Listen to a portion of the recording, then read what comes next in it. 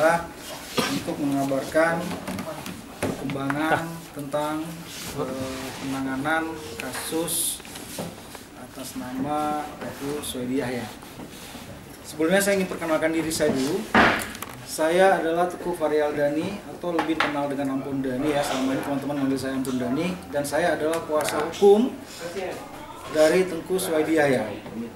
Saya mendapatkan surat kuasa dari beliau kemarin tanggal 23 Mei 2023. Informasi tentang bahwa beliau dipersangkakan dalam kasus ini baru saya ketahui kemarin sore juga pada saat saya menandatangani surat kuasa itu.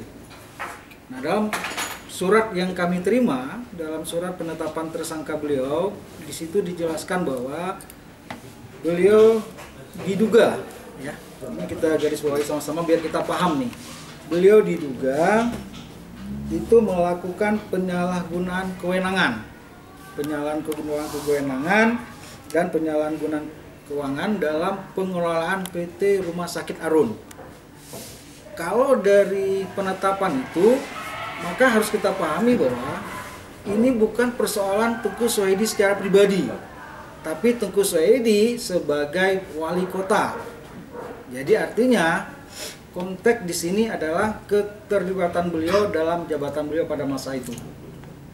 Nah, dari surat penetapan tersangka, saya juga menerima surat perintah penahanan.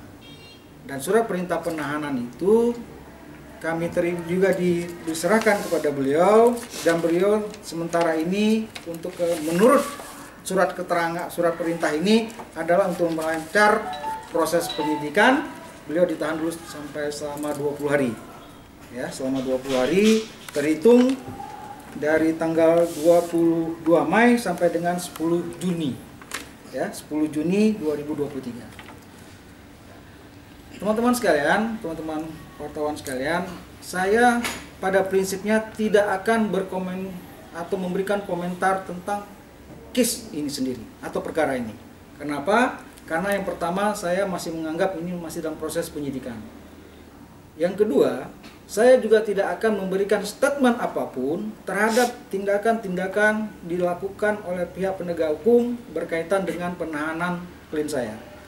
Tetapi yang ingin saya sampaikan kepada teman-teman, dan ini juga yang ingin disampaikan oleh klien saya kepada teman-teman dan para masyarakat Kota Lux Mawai, bahwa pada prinsipnya beliau mengatakan bahwa sepanjang beliau berbuat kepada Kota Lux Mawai, ya lebih kurang 15 tahun, itu tidak pernah melakukan hal-hal yang tidak patut atau bisa yang disebut dengan hal-hal yang tidak baik bagi diri beliau sendiri ataupun bagi kota.